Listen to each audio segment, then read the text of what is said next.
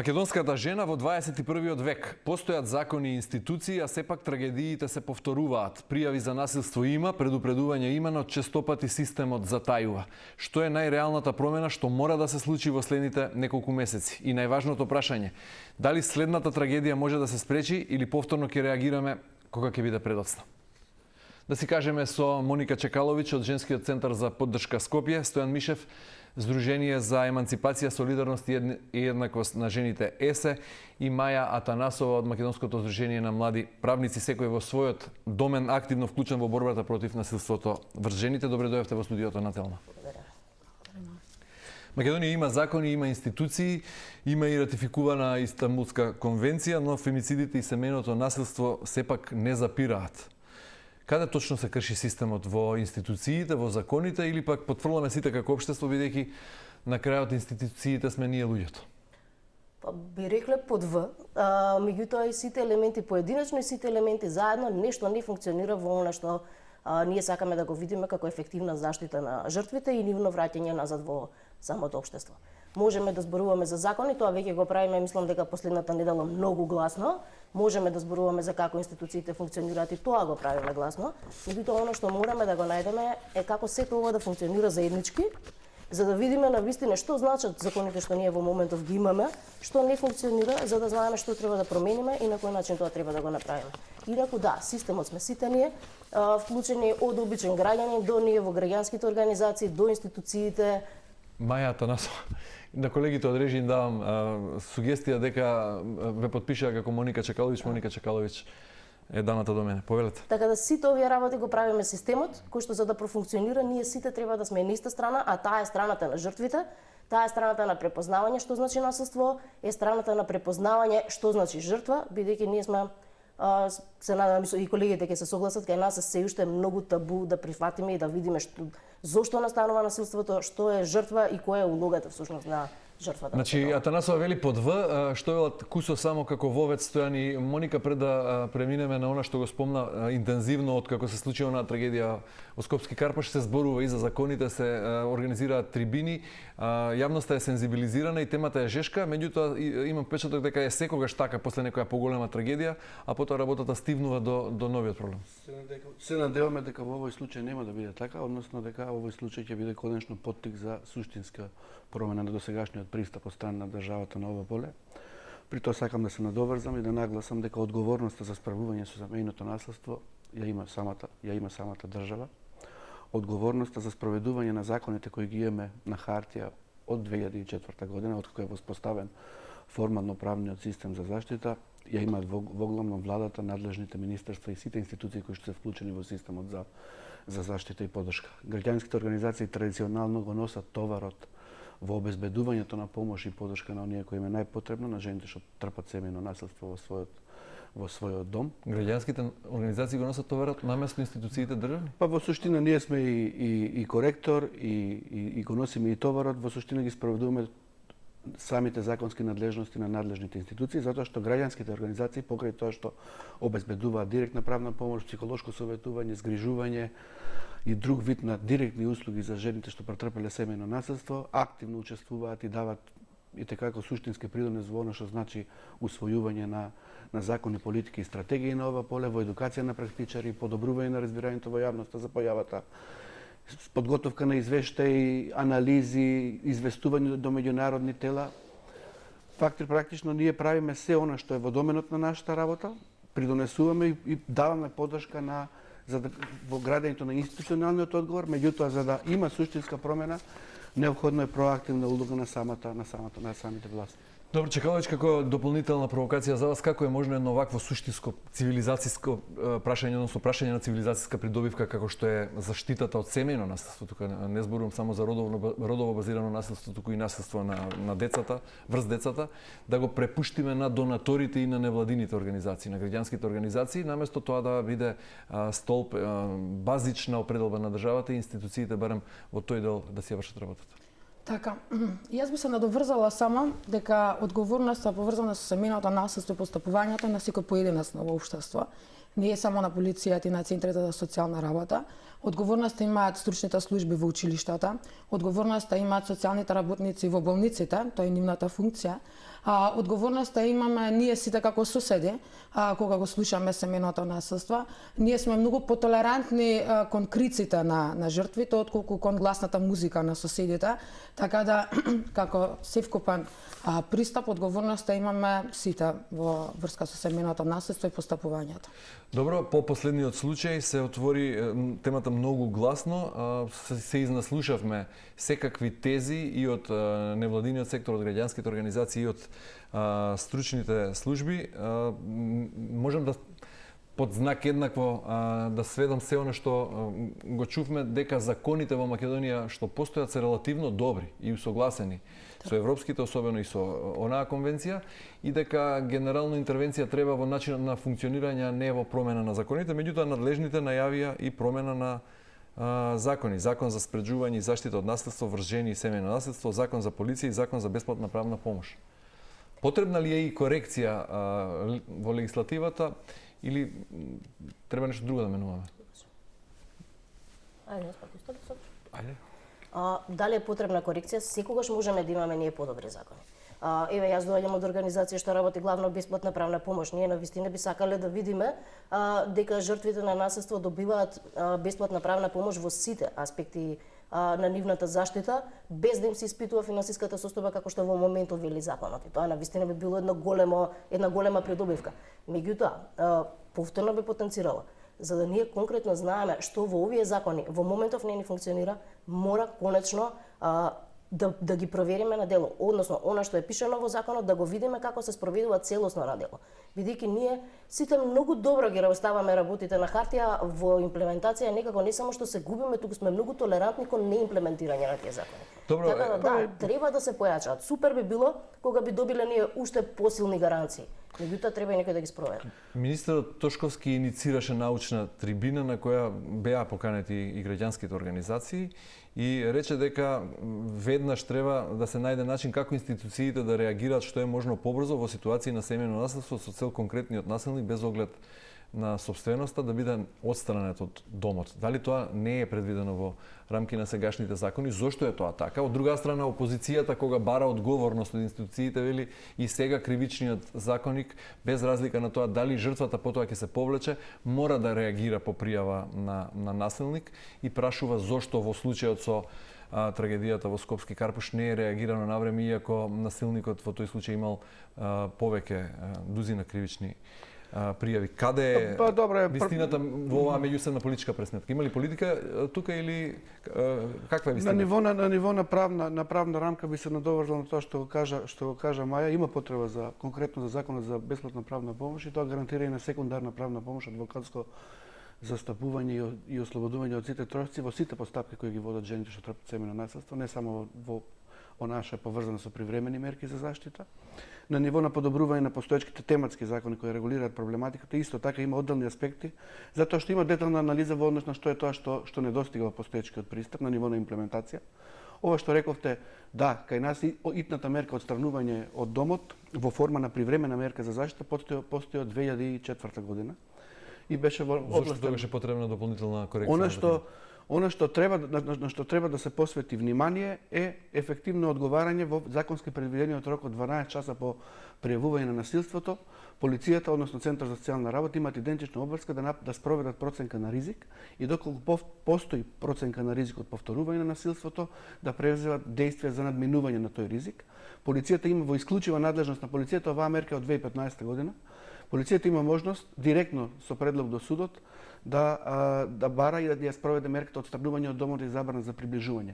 Она што е потребно да се доуреди законски во овој дел е да се предвиде соработка помеѓу полицијата и центрите за социјална работа во рана фаза на проценка на ризик, затоа што сега законски е регулирано воспоставување на таква соработка откако веќе ќе биде утврден ризикот. Инаку за поефективно спроведување на самата итна мерка, конкретно се одстранување од домот и забрана за приближување, потребно е бидејќи во исклучива надлежност на МВР, на интерно ниво, на ниво на полициски станици, да има исто соработка по пријавување на насилството помеѓу униформирана полиција, бидејќи тие вообичаено ја спроведуваат проценката на ризик и крим инспекторите, внатре добро да е уредена соработката, во смисла да можат во рок од 12 часа да подготват, бидејќи се подготвува предлог за кој треба да се поднесе до судот заедно со полициски извештај и со прашалникот за проценка на ризик. Да можат или да мораат во рокот 12 часа?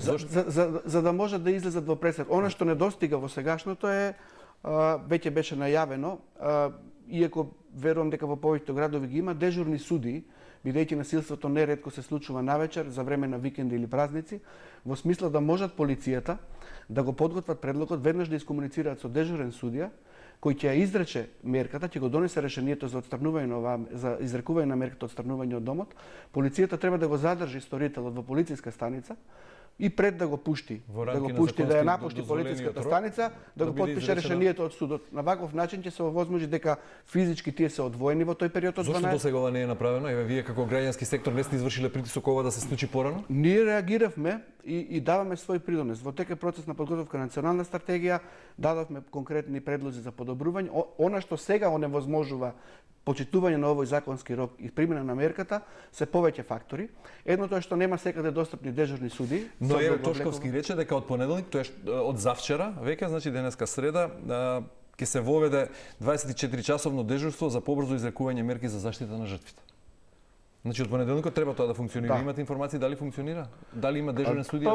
По најавите во медиумите последните случаи, вклучително и сега пред малку што слушнавме дека има отстранување, и има впечаток дека се приоритизира постапувањето во овие случаи. Дел се должи на интерно организирање на работите, ќе речам, на микро ниво, на ниво на полициска станица, што може да биде решено со јасен налог или наредба, телеграма од страна на Министерството за внатрешни работи. Она што во делот на проценка на ризик е потребно законски да се доуреди, е моментот на доставување до информации до основниот јавен обвинител, затоа што и основното јавно обвинителство има можност да побара мерка притвор во смисла да се обезбеди заштита на самата жртва. Сега законски не е предвидена обврска за информирање. Тоа што треба да се унапреди на ниво на закон е информирање на основното јавно обвинителство и основниот кривичен суд, бидејќи неретко се водат постапки пред овие институции и треба да бидат свесни дека во ситуација кога има ризик од повторување на насилството, а против тој сторител веќе е иницирана кривична постапка, јавното обвинителство да превземе ефективни действија. Добро, Чекалович, вие нудите психолошка, правна и социјална помош во женскиот центарот за поддршка. Кога жените доаѓаат кај вас? Кога веќе ја губат вербата во институциите или кога најчесто од некоја страна ќе разбера дека постои таква? Колку знаат луѓето за вас? Мислам дека се повеќе информирани.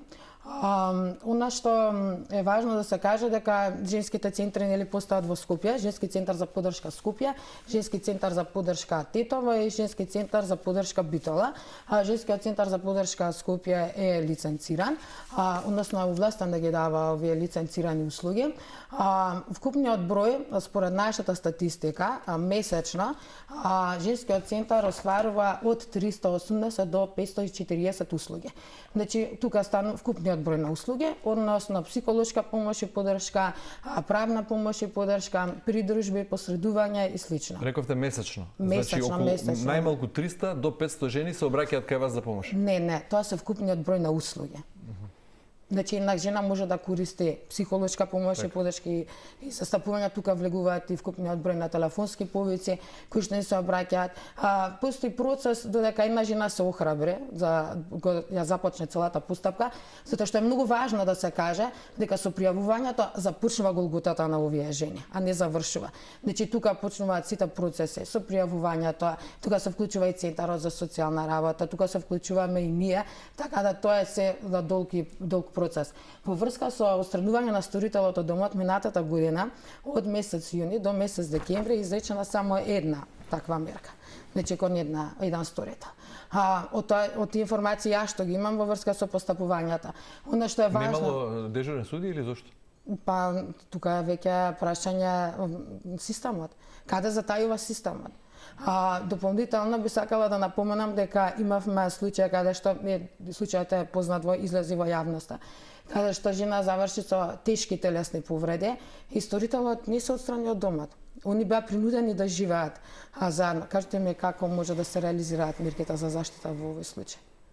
Кажете ми вие. Невозможно. Зошто? Невозможно. Како може сторител и жртва да живеат под ист кров?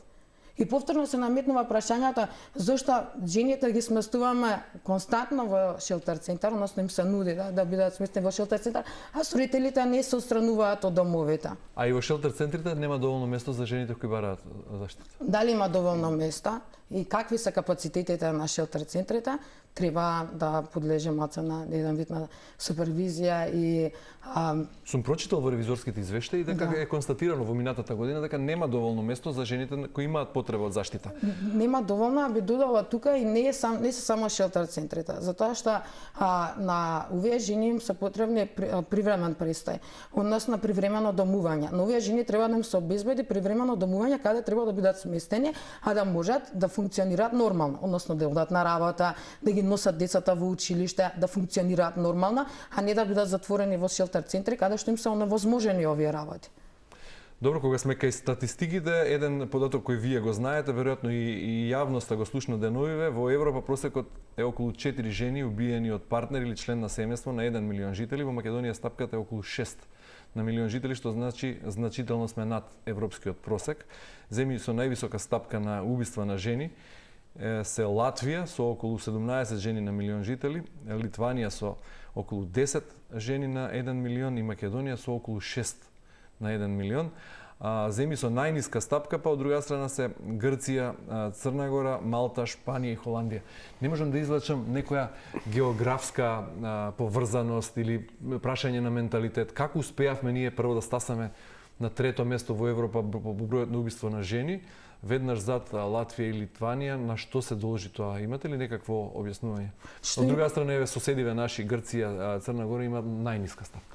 Што и нудиме ние на жената за да излезе од насилната средина како систем и како поддршка? Што и нуди Црна Гора или Грција? Што е добра пракса од таму што би можеле да ја преземеме и зошто не сме презели до сега? Јас можам да зборувам за тоа тука што се случува. Можам да кажам дека од жените кои што се жртви на семејно насилство многу ретко имаат поддршка од матичните семејства.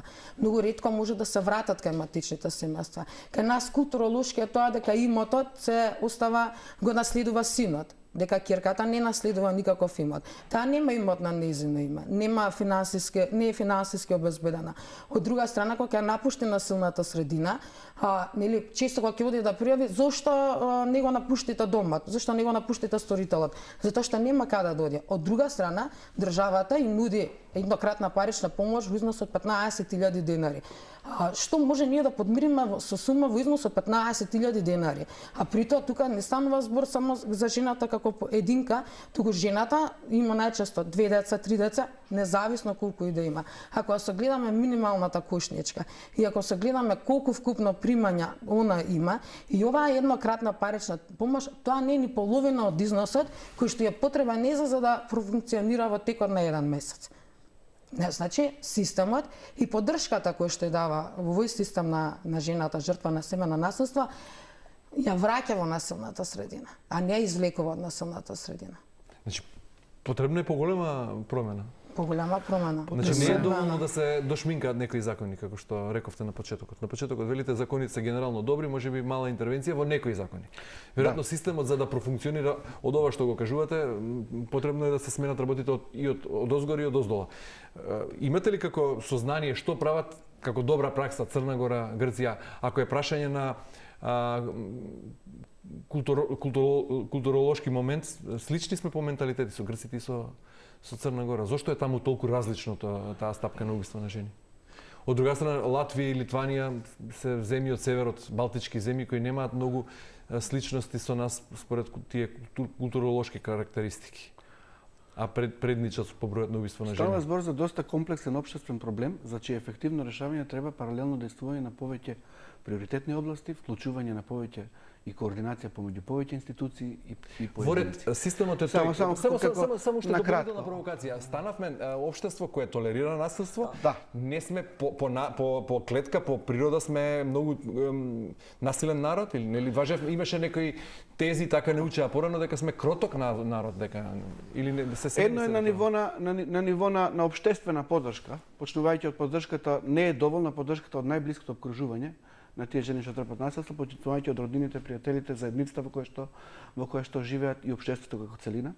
Кога рековме дека правната рамка ги задоволува потребите, мислиме пред се на правната рамка во делот на заштита од повторување или од идни акти на насилство, односно конкретно мислиме на законските механизми за заштита. Па токму тоа е. Она што е неопходно подеднакво за една жена. Покрај тоа што на ризик.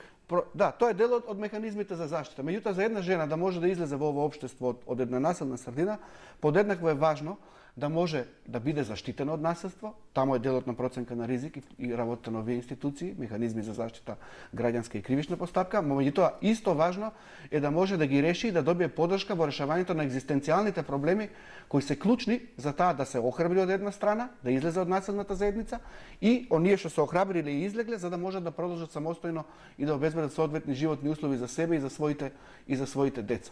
Она што кај нас недостасува на ниво на системско подобрување е решавањето на приоритетните екзистенцијални проблеми на жените, како што почна колешката спомна привремено домување на долгорочно ниво. Повеќе од половина од жените се враќаат дома без таа поддршка од родителите неизини, тие не можат самостојно да продолжат да живеат.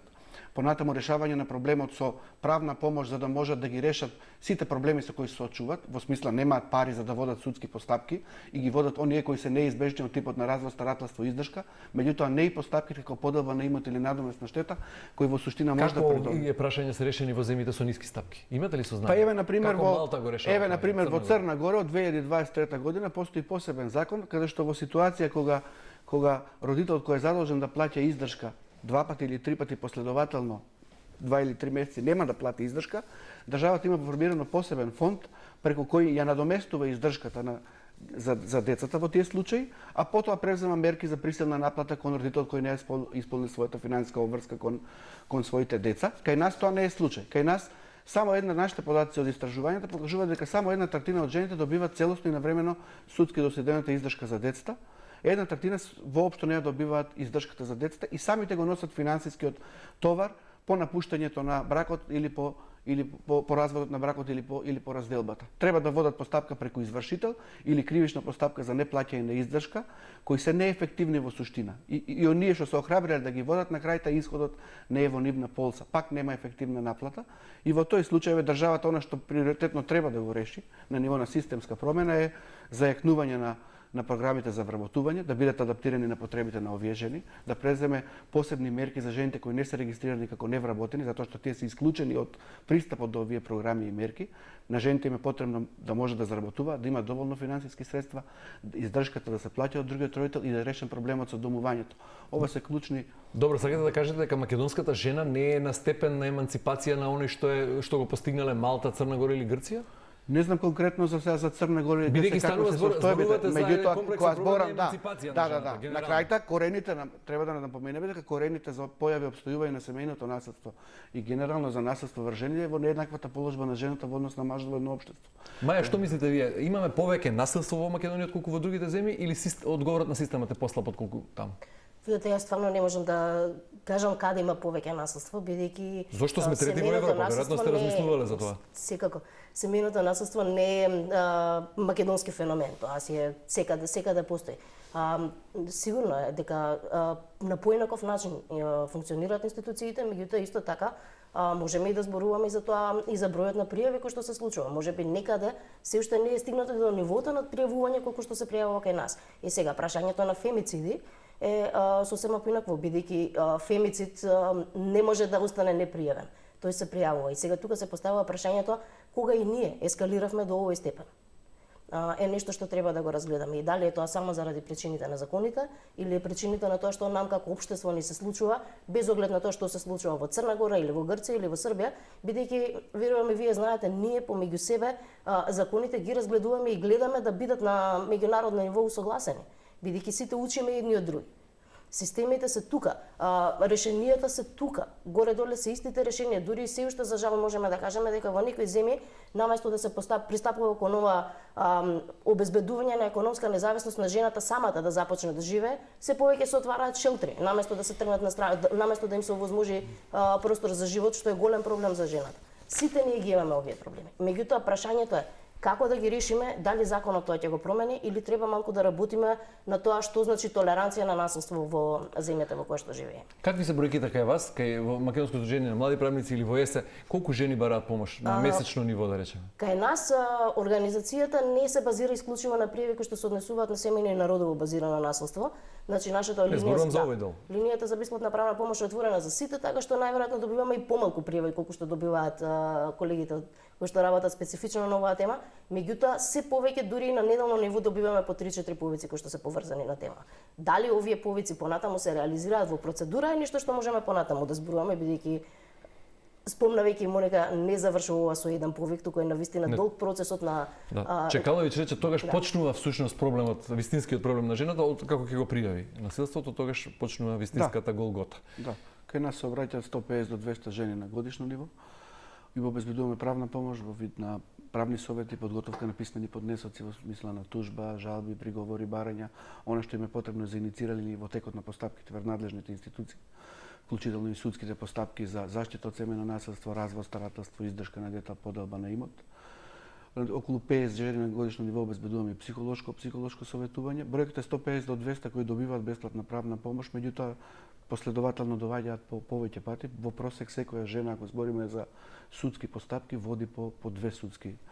И од овие бројки што ги споменувате, има ли приказни со успешен крај? Нешто што би можеле да ги охрабри жените кои се плашат да пријават, бидејќи како што вели Моника, вистинската голгота тогаш почнува кога ќе се пријави. Сега колку од тие може да со посредство на граѓански сектор или со поддршка на институциите или заедно да жената на тој начин да се избави од има позитивен исход во смисла на решавање на правните проблеми со кои се соочуваат. Проблемите од овој тип во смисла бракот е разведен, децата се доделени кај мајката, досудена е издршката која што треба да се плаќа за жените, дел од нив водат и постапки за надоместна штета и поделба на имот.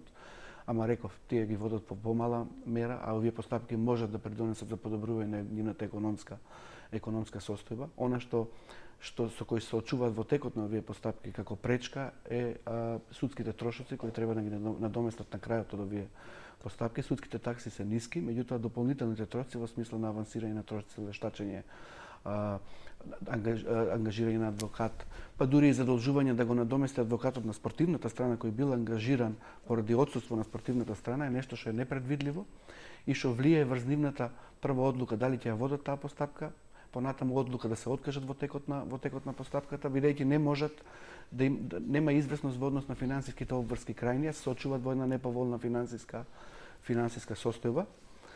Она што за нив почнува во суштина за тоа што добар дел од жените кои биле невработени додека биле во брак, прво што прават бараат работа и затоа реков дека државата треба да излезе во престрет на овие обврски. А оние што биле долгорочно невработени се во по-неповолна положба, бидејќи прифаќаат послабо платени работни места. За добар дел од жените месечните приходи се пониски од нивните месечни трошоци. Жените трошат толку колку што имаат и за ова страдаат дел од развојните потреби на децата, првенствено рекреативните потреби, потребите за дополнителна едукација од типот на курсеви за англиски јазик, курсеви за математика, часови, плаќање за екскурзија е нешто што не можат да си го дозволат и се одразува врз развојот на децата и затоа е потребна поддршка системска од страна на државата. Инаку само да се навртам на претходното, ние не сме поразлични од земјите во регионот. Зборам сега за бивша Југославија ако земе, состојбите се горе-доле исти во овие држави, затоа што како граѓанска организација соработуваме на регионално ниво и со дел од овие организации на ниво во рамките на процесот на пристапување кон Европска унија, заедно застапување што е тоа што треба да биде унапредено во нашите држави, односно правиме напори да само ние од сите бивши југословенски републики сме над европскиот просек по бројот на убиени жени зборувам. Кај нас ова се должи, ние самите сме си виновни за таа ситуација како држава, затоа што ќе речам периодот од 22 години, 2004 е законска регулирана, е повеќе од доволен за да не зборуваме денес за вакви трагедии. Периодот од 22 години е повеќе од доволен за помалку да се распределуваа потребните ресурси, до сега ќе беа надминати дел од системските. Мене ми е стварно жал што во денешната дискусија ние мораме да нагласиме некои слабости во системот за кои што сме збориле пред 20 години кога бил воспоставен. Недоволната превенција прави да се случуваат овие да има недостатоци и да се случуваат овие трагедии на ниво на интервенција на системот за заштита. Превенција во смисла дека треба да биде подобрено разбирањето во јавноста, дека тие луѓе во институциите треба да бидат сензитивни кон сезменото насилство, да ја разберат природата на тоа насилство, циклус, динамика, да ги знаат специфичните потреби на една жена која ќе пријави насилство. Ние се уште после 22 години кај нас, на страна од физичкото насилство кое е видливо и препознатливо, еве и статистичките податоци во однос на индицирани бројки покажуваат дека психолошкото насилство, економското насилство, сексуалното насилство, ако малку прошириме и на дигиталното насилство како форма на насилство врз жени, многу малку се препознаваат. А за да биде помината соодветна процедура на ризик во еден случај и за да се спречи повторување на насилството, треба да се препознаат. Фактички на ниво на постапката за пријавување мора да бидат создадени сите предуслови, мора јавноста да биде подигната јавната свест да не го толерираме. Зошто не успеавме низ години јавната свест да ја подигнеме, ако затоа што превенцијата е многу запоставена. Превенцијата е приоритизирана како област во рамки на нашата правна рамка за заштита. И во законот ќе видите посебен дел за превенција и во стратегијата приоритетна област превенција. Меѓутоа, она што беше спроведено до сега во овие 20 години е воглавно како резултат на заложбите на граѓанските организации и со меѓународните организации и со финансиска подршка од надворешни донатори. За да се справиме со превенцијата, потребно е да има континуирани кампањи кои ќе бидат финансирани од страна на владата и од надлежните министерства. Имаат законска обврска изричита за буџетирање на годишни буџетски средства од 2021 година. Бараме доследна примена на овие законски обврски во пракса. Приоритет да се даде на превенцијата и од година во година да се зголемуваат. Континуирана кампања во типот да се допре до сите луѓе во оваа држава, посебни напори за луѓето, за жените во рурални средини, жените албанките, ромките, жените со попреченост кои се наоѓаат во уште по-ранлива ситуација. Спомнавте многу системски слабости, ако треба да издвоите една институција која е најранлива, односно која не извршува својата улога во тој систем на превенција и на заштита генерално, која би била таа? Каде треба првите мерки да се преземат? Јас би рекла дека тоа е една системска алка. Не можеме сега целата вина да ја префрлиме на МВР, не можеме да ја префрлиме на центрите за социјална работа или на училиштата, на болниците, тоа е една системска алка. А во однос на јавната свест, јас би кажала дека ние децении назад имаме кривање на јавната свест, пријави насилство, не си сама. Добро, еве сега ги освестивме жените. Кога дојде време или да пријавуваат, се соочуваме со други предизвици. Би сакала да го искористам овој медиумски простор и да апелирам до жените дека има и позитивни случаи. Има доста позитивни случаи. Јас работам директно со жртвите и јас би сакала да потенцирам дека постојат жени кои што излегле од насилна средина, постојат жени кои што отвориле сопствени бизниси, биле поддржани, благодарност до приватниот сектор кои што сами се јавуваат и нудат вработувања за овие жени, други правни и физички лица кои нудат различна поддршка. Меѓутоа ова треба малку да биде системски предизвик и да има системски постапувања. Не можеме да се оставиме на добрата волја на поединци, така да има доста позитивни и успешни приказни. И јас би апелирала дека има начин, дека може да се излезе од насилството. Дури жени со кои што сме работеле, одлучиле заради нивни лични причини, заради нивни капацитети и резилентни снаги да се вратат повторно во насилната средина, ние не сме ги избришале од нашиот систем, ние не сме ја прекинале соработката со нив, туку секако тука сме, на располагање сме, доколку се одлучат повторно да пријават или да напуштат насилната средина, да знаат дека имаат некоја алка за да се фатат за незе, да знаат дека не се сами и дека може да очекуваат помош и покрај тоа што сепак одлучиле да се вратат во насилната средина. Добро, Маја, Моника зборува и како социјален работник и како човек што работи со таа правна, социјална и помош со жените жртви. Атанасово, прашање за вас како Сдружение на млади правници. Во однос на реакцијата на судовите, обвинителството, бавноста на постапките, имате ли тука некаква забелешка, сугестија? Каков е вашиот впечаток? Колку овие случаи како се терат на суд? Видете, повторно се враќаме на ова дека станува збор за општ голем проблем, бидејќи дали би требало да додат постапките побрзо? Апсолутно би требало да додат побрзо постапките. Меѓутоа, да ги прашате судовите во Скопје колку предмети имаат и како тоа се случува, навистина ќе останеме сите од оние кои вие ги застапувате на суд, колку траат, на пример? Имате ли просек извадено вака? Немаме извадено просек, меѓутоа процедурите знаат да трае долго. И додека да стигнеме до самата постапка, тоа знае да трае долго. Додека да се поднесе барањето за временна мерка, исто така имаме процес кој што треба да трае и низ кој што жртвите поминуваат, ова сакам и јас да го потенцирам, поминуваат заедно со нас. Идејата на граѓанските организации е дека ние жртвите не ги оставаме сами, додека да го средиме системот за да функционира таа самата да може да поднесе и сето ова да тече.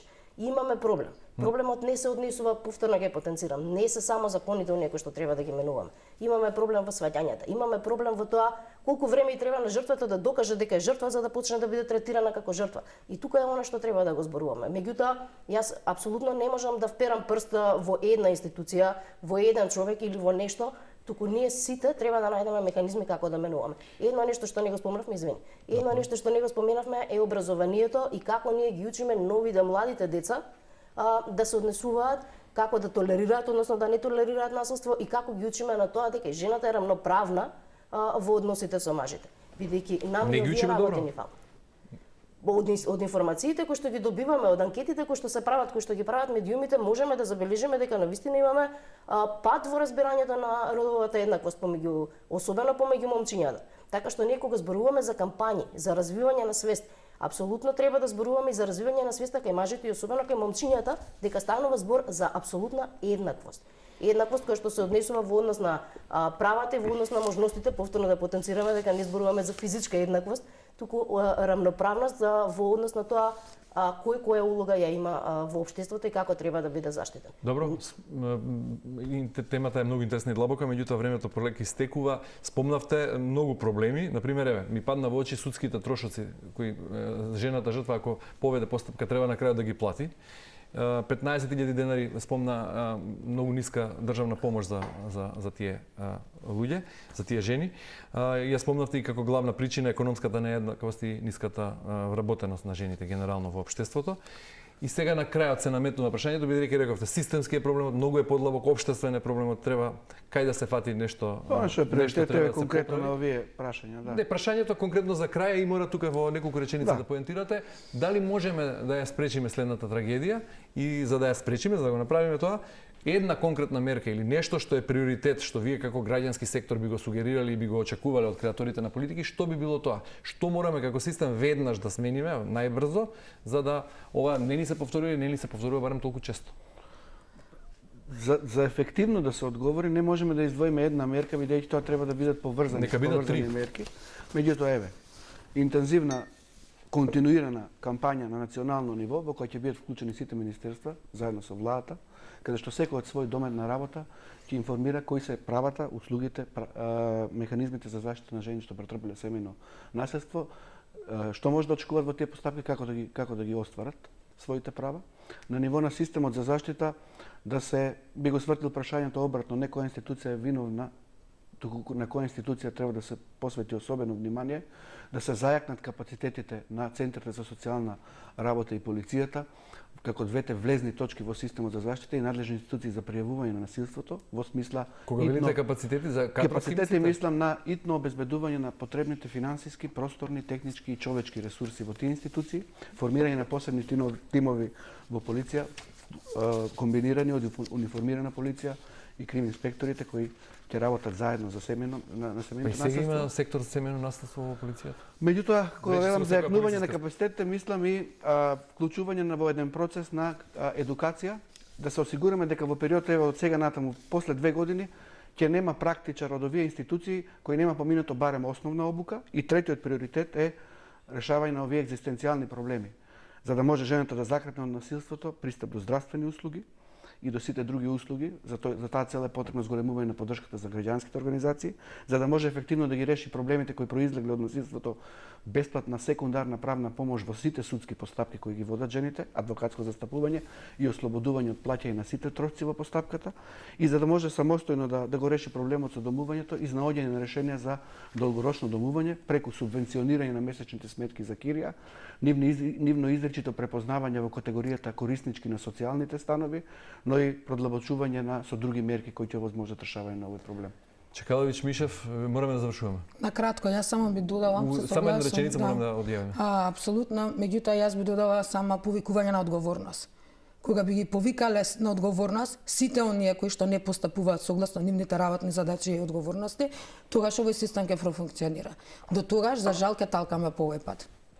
Добро, Чекаловиќ, Мишев, Атанасови, благодарам многу за учеството во денешното издание да се кажем. Ви благодариме и вам.